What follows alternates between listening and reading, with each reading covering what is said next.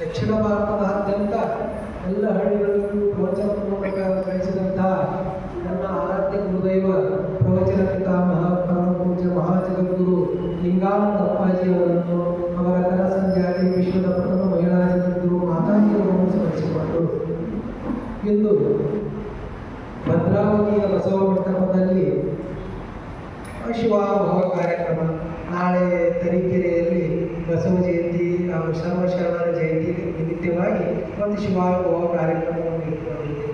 ಈ ಬಸವ ಮಂಟಪದ ಅಧ್ಯಕ್ಷರಾದಂಥ ಬಸವರಾಜ ಅವರು ಒಳಗೊಂಡಂತೆ ಎಲ್ಲ ಶರಣ ತಾಯಂದಿರಲ್ಲಿ, ಶರಣ ಬಂಧುಗಳಲ್ಲಿ ಶರಣವೂ ಶರಣ ಶರಣವೂ ಶರಣ.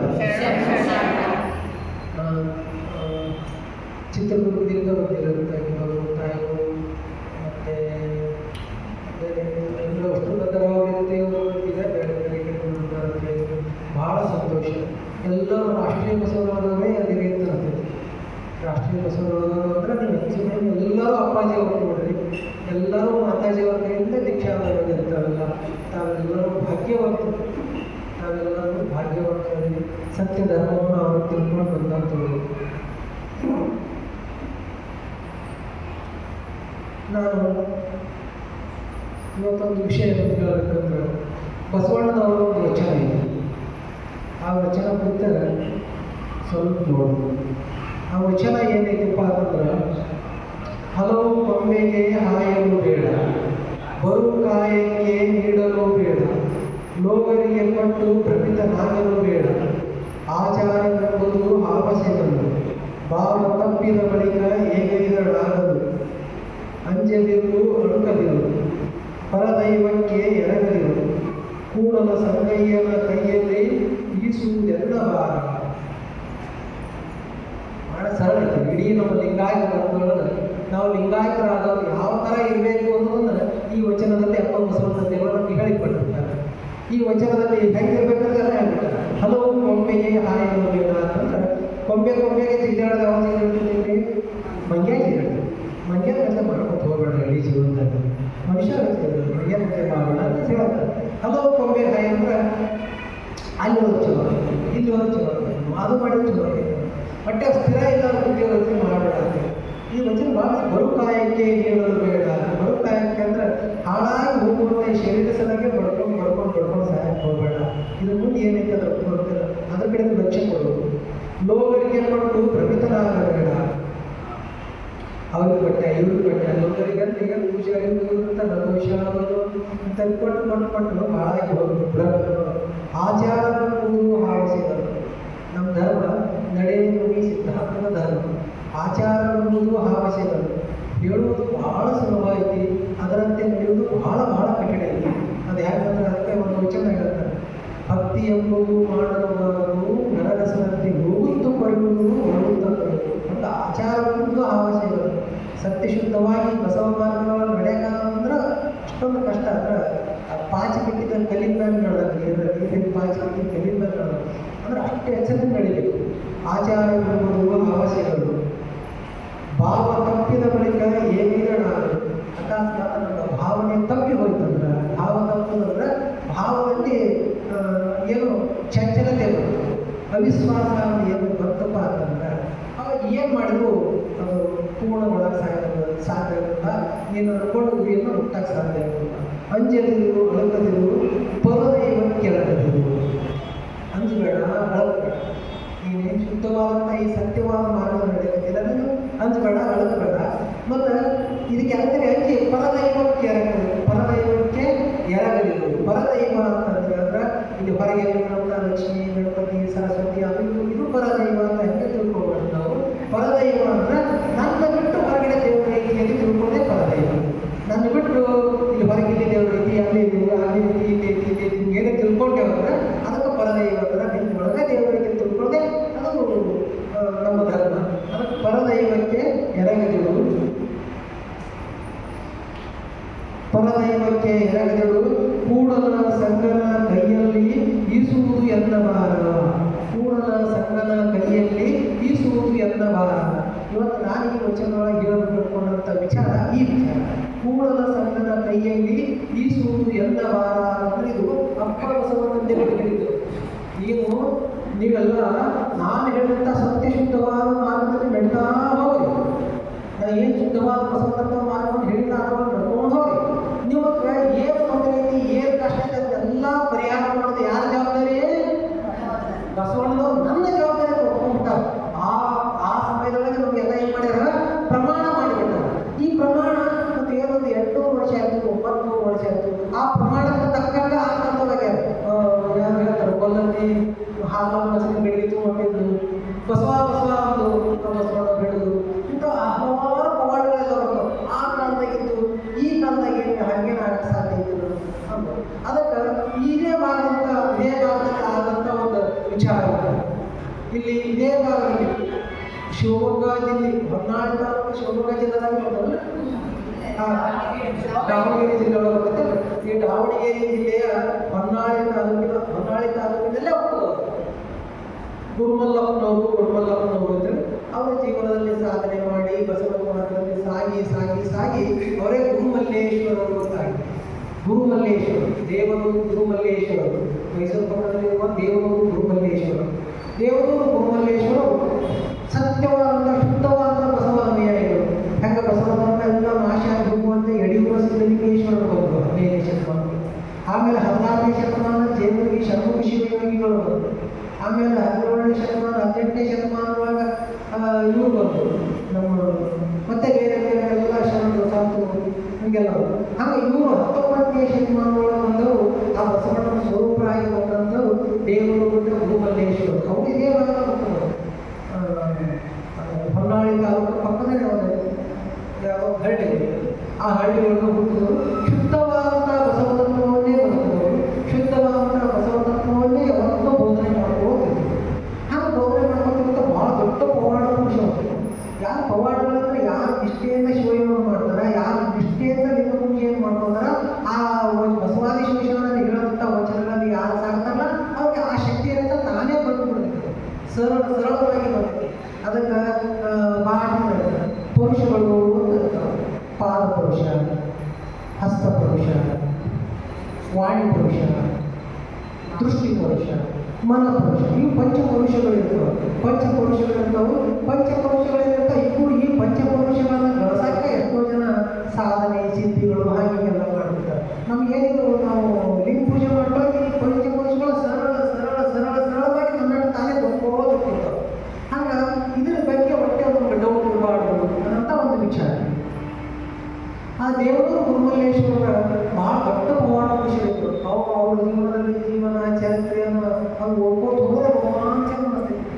ಹೀಗೆಲ್ಲ ಸಾಧನೆ ಮಾಡಿದ್ರ ಯಾವಾಗಲೂ ಏನು ಪವಾಡ ಮಾಡಿದ್ರು ಮತ್ತೆಲ್ಲರೂ ಬಸವಣ್ಣ ಕೈಯಾಗೈತಿ, ನಿಮ್ಮ ಶ್ರದ್ಧೆಯಿಂದಾಗೈತಿ, ನಿಮ್ಮ ನಿಷ್ಠೆಯಿಂದಾಗೈತಿ, ಈ ಎಲ್ಲ ಮಾತುಗಳು ಹೇಳ್ತಿದ್ರು.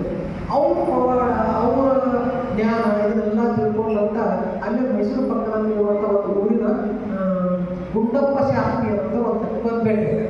ಗುಂಡಪ್ಪ ಶಾಸ್ತ್ರಿ ಬಂದ್ಬೇಟೆ. ಯಾಕಂದ್ರೆ ಗುಂಡಪ್ಪ ಶಾಸ್ತ್ರಿಗಳಂದ್ರೆ ಅವ್ರು ಸಾಮಾನ್ಯರಿರಲ್ಲ. ಎಲ್ಲ ಹೆಣ್ಣು ಪುರಾಣ ವೇದ ಆಗಮ ತತ್ವ ಶಾಸ್ತ್ರ ಎಲ್ಲ ಅಧ್ಯಯನ ಮಾಡಿ ಭಯಂಕರ ಶಾಲೆ ಇರ್ತಾವೆ. ಭಯಂಕರ ಶಾಲೆ ಇರ್ತವ್ರಿಗೆ ಏನಿರುತ್ತೆ ಜಡ ಇರ್ತೈತಪ್ಪ ಅಂತಂದ್ರೆ ಇದರಿಂದ ಪರೀಕ್ಷೆ ಮಾಡಬೇಕು, ತನ್ನ ವಿದ್ವತ್ವವನ್ನು ಪ್ರದರ್ಶನ ಮಾಡಬೇಕು ಅಂತ. ಅದಕ್ಕೆ ಅವ್ರಿಗೆ ಎಲ್ಲಿ ಪ್ರದರ್ಶನ ಮಾಡಬೇಡ, ದೇವರು ಗುರುಮಲ್ಲೇಶ್ವರ ಅಂತ ಭಾಳ ಜ್ಞಾನಿಗಳು ಭಯಂಕರ ಶಾಲೆ ಇರ್ತಾರೆ, ಅವ್ರ ಮುಂದೆ ಹೋಗಿ ಒಂದು ಸ್ವಲ್ಪ ನಾವು ಪ್ರದರ್ಶನ ಮಾಡಬೇಕು ಅಂತ ಒಳಗಿರುತ್ತೆ. ಒಂದು ಆ ವಿಚಾರ ಇಟ್ಕೊಂಡು ದೇವರು ಗುರುತಿಸ್ಕೊಂಡು ಗುಂಡಪ್ಪ ಶಾಸ್ತ್ರಿ ಬಂದು ಬುದ್ಧಿ ಸಾಷ್ಟಾಂಗ ಬನ್ನಿ ಪೂಜೆ ಮಾಡಿಕೊಂಡು ಪ್ರಸಾದ ಮಾಡಿ ಇವರು ಇಲ್ಲ ಕೆಲವೊಂದು ಚರ್ಚೆ ಮಾಡಬೇಕು. ಚರ್ಚೆ ಮಾಡಕ್ಕೆ ಒಂದು 2, 4, 6 ವರ್ಷಕ್ಕೆ ಚಿಂತನೆ ಮಂಥನ ಆಯಿತು. ಗೀತಾ ಚಿಂತನ, ಭಗವದ್ಗೀತೆ, ರಾಮಾಯಣ, ವೇದ, ಉಪನಿಷತ್ತ, ಆಗಮ, ತರ್ಕ, ಶಾಸ್ತ್ರ ಎಲ್ಲರೂ ಕೂತು ಇದು ಕೂತು ಅದು ನಮ್ಮ ವಿದ್ವತ್ತು ತೋರ್ಸಮ ಎಲ್ಲ ವಿಚಾರಗಳಲ್ಲಿ ಇವರು ಎಲ್ಲ ಪುತ್ರವನ್ನು ಪಡ್ಕೊಂಡು ಗುರುಮಲ್ಲೇಶ್ವರರು ಕೊನೆಗೆ ಅಂತ ನಾವು ಬಹಳ ಶಾಣೆ, ನನಗಿಂತ ಶಾಣೆ ಇಲ್ಲ ತಿಳ್ಕೊಂತೀವ, ತಮಗೆ ಇಂಥ ಇಷ್ಟೊಂದು ಪಾಂಡಿತ್ಯಕ್ಕೆ ಎಲ್ಲ ಹ್ಯಾಂಗೆ ಬಂದೈತಿ, ಹ್ಯಾಂಗಿವಾಗಿರ್ತಿ ಇಲ್ಲ ಅದೇ ಅದು ಸರಳ ಇರ್ತದೆ. ಯಾರು ಶಿವಯೋಗ ಮಾಡ್ತಾರೆ ಅವ್ರ ಅರಿಯೋಗ ಜಾಗೃತಿ ಆಗ್ತೈತಿ. ಆ ಅರಿಯೋಗ ಜಾಗೃತಿ ಆಗಿದ್ರೆ ಜಗತ್ತೊಳಗೆ ಎಲ್ಲ ಜ್ಞಾನಗಳು ಬರ್ತಾವೆ. ನಮ್ಮ ಶರಣ ಹಿಂದಿನ ಕಾಲದಾಗ ಎಮ್ಮಿ ಕೈಯಿಂದ ಎಮ್ಮಿ ಬಾಯಿಗೆ ವೇದ ಓದಿಸ್ಯಾರ, ನಾಯಿ ಬಾಯಿಗೆ ವೇದ ಓದಿಸ್ಯಾರ, ನಾಯಿ ಬಾಯಿಗೆಲ್ಲ ವೇದ ಓದಿಸ್ಯಾರ. ಸರಳ ಇರ್ತೈತ ವೇದ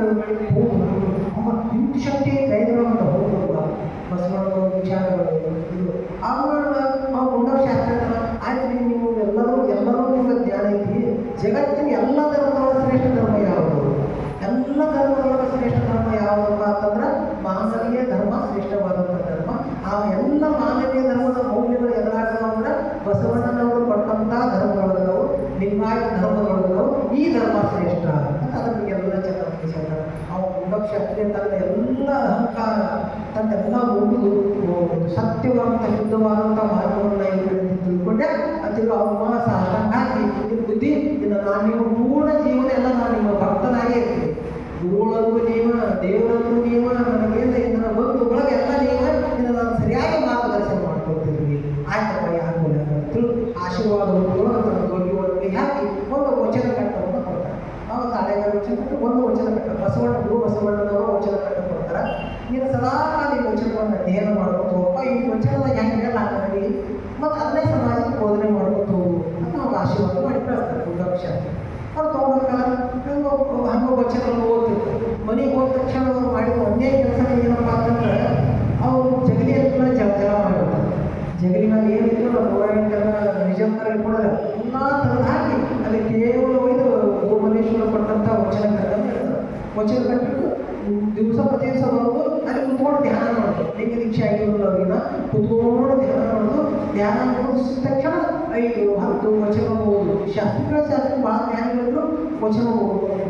ಅದರೊಳಗೆ ಆ ಅಷ್ಟು ವಚನದೊಳಗೆ ಅತೀ ಪ್ರಿಯವಾದಂಥ ವಚನ ಅಂದ್ರೆ ಆಗಾಗ ಹೇಳಿದ್ದಲ್ಲಿ ಈ ವಚನ ಹಲವು ಒಮ್ಮೆಗೆ ಹಾಯಲು ಬೇಡ, ಬರುತ್ತಾಯಿಗೆ ನೀಡಲು ಬೇಡ, ಅಂಜಲಿರು ಒಳಗಲಿರು ಕೂಡಲ ಸಂಗನ ಕೈಯಲ್ಲಿ ಈಸುವುದು ಎಂದವಾರ ಅಂತ ಹೇಳಿದ್ರು. ಭಾಳ ಖುಷಿ ಆಗುತ್ತೆ. ಬಸವಣ್ಣವರು ಅಂಥವರು ಪ್ರಮಾಣ ಮಾಡಿಬಿಟ್ಟಾರ, ನಾವು ಪ್ರಮಾಣ ಮಾಡಿಬಿಟ್ಟಾರ. ಇನ್ನು ಕೂಡ ನನ್ನ ನೀನು ಕೂಡ ನನ್ನನ್ನು ನಂಬು, ನಿನ್ನ ಕಷ್ಟ ಸುಖಗಳೆಲ್ಲ ನನ್ನ ಜವಾಬ್ದಾರಿ ಬಸವಣ್ಣವ್ರು ಕೊಟ್ಟಲ್ಲ ಅಂದು ಅವಾಗ ಆ ವಚನ ಓದಿಲ್ಲ. ಅವ್ರು ಮುಂದಿನ ಸ್ಟೆಪ್ಪಿಗೆ ಮುಂದಿನ ಸ್ಟೆಪ್ಪಿಗೆ ಏನಪ್ಪ ಅಂದ್ರೆ ಇವ್ರು ಗುಂಡಪುರುಷ ಶಾಸ್ತ್ರ ಬ್ರಾಹ್ಮಣರು ಅವ್ರಿಗೆ ಅವ್ರು ಕುಲಕ ಸಭೆ ಏನಪ್ಪ ಅಂದ್ರೆ ಆಚಾರ್ಯ ಅಂದ್ರೆ ಪೂಜಾರಿ ಮಾಡೋದು. ಪೂಜಾರಿಗೆ ಮಾಡ್ಬೋದು. ಯಾವ ಒಂದು ದೇವಸ್ಥಾನ ಪೂಜಾರಿಗೆ ಮಾಡ್ತಿದ್ರು. ಆ ದೇವಸ್ಥಾನ ಕೆಲವೊಂದು ಜಮೀನು ಇರ್ತಿದ್ರು. ಅದರಿಂದ ಆದಾಯ ಬಂದಿದ್ರು. ಪಂಚಾಯತ್ ಹೇಳ್ತಿದ್ರು, ಭವಿಷ್ಯ ಹೇಳ್ತಿದ್ರು. ಆಮೇಲೆ ಏನು 16 ಸಂಸ್ಕಾರಗಳು, ಆ ಎಲ್ಲ ಸಂಸ್ಕಾರಗಳಿಗೆ ಇವರು ಮುಖ್ಯಸ್ಥರಾಗಿ ಕಾಯ್ಕ ಮಾಡ್ತಿದ್ರು. ಇದನ್ನೆಲ್ಲ ಬಿಟ್ಟರು. ಯಾಕಂದ್ರೆ ಇದು ಏನೈತಲ್ಲ ಸಮಾಜದ ಮೌಢ್ಯವನ್ನು ಬಿತ್ತುದೈತಿ, ಸಮಾಜದ ದಾರಿಯನ್ನು ತಪ್ಪುದೈತಿ. ಪಂಚಾಯತ್ ಪೂಜೆ ಮಾಡೋದ್ರ, ಪೂಜೆ ಮಾಡಿಸೋದಂದ್ರ ಹಿಂಗೆ ಏನು ಇವೆಲ್ಲದೆಲ್ಲ ತಪ್ಪು ದಾರಿ ಐತೆ ಅದೆಲ್ಲ ಬಿಟ್ಟು ಅದೆಲ್ಲ ಬಿಟ್ಟು ಏನು ಮಾಡೋದನ್ನ ಅವರು ತಲೆತಲಾಂತರದಿಂದ ಬಂದಂಥ ಸ್ವಲ್ಪ ಜಮೀನು ಇರ್ತೀವಿ ಅವರು. ಆ ಸ್ವಲ್ಪ ಜಮೀನು ಒಳಗೆ ಬೇಸಾಯ ಮಾಡಿಕೊಂಡು ಶುದ್ಧ ಸತ್ಯಶುದ್ಧವಾದ ಕಾಯಕವಾದ ಕೃಷಿ ಕಾಯಕ ಮತ್ತು ತಮ್ಮ ಜಮೀನಲ್ಲೇ ಕೃಷಿ ಕಾಯಕವನ್ನು ಮಾಡಿಕೊಂಡು ಅದರೊಳಗೆ ಬದುಕೋಬೇಕು. ಅದರಾಗ ಒಂದು ವರ್ಷ ಏನಾಗುತ್ತೆ ಅಂದ್ರೆ ಬೆಳೆದೇ ಆಗಬೇಕು. ಮಳೆಗಾಲದ ಕೊರತೆಯಾಗಿ ಆ ವರ್ಷ ಹೊಲದಾಗ ಬೆಳೆ ಬರಲಿಲ್ಲ. ಯಾವತ್ತು ರೈತರು ಹಾಗೆ ಇರ್ತೈತಿ, ಹೊಲದಾಗ ಬೆಳೆ ಬಂದ್ರೆ ಮುಂದಿನ ವರ್ಷ ಜೀವನ ಎಲ್ಲ ನಡೀತಿರ್ತೈತಿ. ಆ ವರ್ಷ ಬೆಳೆ ಬರಲಿಲ್ಲ ಮನೆಯೊಳಗೆ ತಿನ್ನೋಕೆ ಭಾಳ ಕಷ್ಟ ಇದ್ದಾಗ ಅವಾಗ ಒಂದು ದಿವಸ ಅವ್ರು ಹೆಂಡತಿ ಬಂದು ಹೇಳ್ತಾರೆ, ಏನು ರೀ ನಾವೆಲ್ಲ ಇದೆಲ್ಲ ದೊಡ್ಡವರೇವು ನಮ್ಗೆ ಉಪವಾಸ ಕೊಡೋದು ನಡೀತೀವಿ, ಮನೆಯಾಗ ಸಣ್ಣ ಮಕ್ಕಳು ಒಂದೇ ಹಾಡಕತ್ತಾರೆ, ಮನೆಯಾಗ ಒಂದು ಕಾಳಿಲ್ಲ ಮತ್ತು ಏನಿಲ್ಲ, ಹೆಂಗೆ ಮಾಡೋದು? ಅದಕ್ಕೆ ಯಾರು ಗುರ ಸ್ವಲ್ಪ ತಿರುಗಾಡಿ ಕೇಳಿ ಸ್ವಲ್ಪ ಏನೇ ಇಸ್ಕೊಂಡ್ಬರಿ ದವಸದಾನ ಹೋಗಲಿ ಅದಕ್ಕೆ ಅವಾಗ ಉದವಶಾಸ್ತ್ರಿಗೆ ನಾನು ಯಾವಾಗ ಗುಡಿ ಪೂಜೆ ಮಾಡೋದಿರ್ತೀನಿ, ಯಾವಾಗ ನೀವು ಏನು ಪಂಚಾಯತ್ ಹೇಳೋದು ಬಿಟ್ಟಿಲ್ಲ, ಅವತ್ತಿಂದ ಯಾರಿಗೆ ನಾನು ಕೇವಲ ಗುರುಬಸವಣ್ಣನವರಿಗೆ ಮಾತ್ರ ಕೇಳ್ಕೊಂಡು, ಗುರುಮಲ್ಲೇಶ್ವರನಿಗೆ ಗುರುಬಸವಣ್ಣನವರಿಗೆ ಮಾತ್ರ ಕೇಳ್ಕೊಂಡು ಇಷ್ಟೇಂದ್ರ ನಾನು ಭಗವಂತನ ಬರ್ತೀನಿ. ಈಗ ಹೆಂಗದ ಎಷ್ಟು ಕಡೆ ಕೇಳ್ಕೊಂಡು ಹೋಗಿ ಎಲ್ಲರೂ ಏನು ಅನ್ಕೊಂಡ್ರೆ ಸರ್ ನೋಡೋದು ಗುಂಡಪಶಾಸ್ತ್ರಿ ಅಥವಾ ಹುಚ್ಚಶಾಸ್ತ್ರ ಎಷ್ಟು ಆರಾಮಿದ್ದ. ಸುಮ್ಮ ಗುಡಿಗಳ ಪೂಜೆ ಮಾಡ್ತಿದ್ದ, ಗಟ್ಟಿ ಬರ್ತಿದ್ದ, ಗಾಡಿ ರೊಕ್ಕ ಹಾಕಿದ್ರು, ಮತ್ತೆ ಯಾರು ನಿಮ್ಮ ಕಾಳಕ್ಕೆ ತಿಟ್ಟಿ ಹೇಳ್ಬಿಡೋದು, ಅವ್ರು ಬೆನ್ನ ಹಾಕಿಬಿಡೋರು, ಅವ್ರಿಗೆ 108 ಪೂಜೆ ಪುನಸ್ಕಾರ ಹೇಳಿ ಅಲ್ಲಿ ಮಾಡ್ತಿದ್ರು. ಎಷ್ಟು ಆರಾಮಿದ್ದವ. ಇದು ಏನಾಯ್ತು ಗುಂಡಪಶಾಸ್ತ್ರಿಗಳು ಗುರುಮಲ್ಲೇಶ್ವರಗಳು ಕೂಡಿ ಹುಚ್ಚಶಾಸ್ತ್ರ ಏನಾಯ್ತಿದ್ರು. ಬರ್ರಿ ಆಯಾ ಗಣಪತಿ ಹಬ್ಬ ಬರ್ತಾರೆ.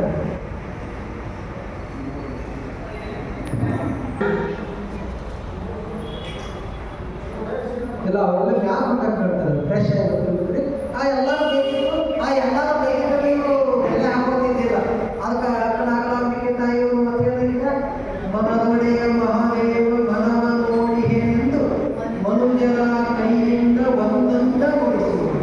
ಇದಕ್ಕೆ ಕಳವಳಿಸದಿರುವುದವೇ ಪ್ರಾರ್ಥಿಸದಿರುತ್ತಲವೇ ನಿಜವದರಿದು ನಿಶ್ಚಿಂತನಾಗಿರುವುದವೇ ಬೆಟ್ಟದೀತು ಅಪರಾಧವನ್ನು ಒಂದು ಒಟ್ಟಿನಲ್ಲಿ ತೊಡೆಯುವುದು.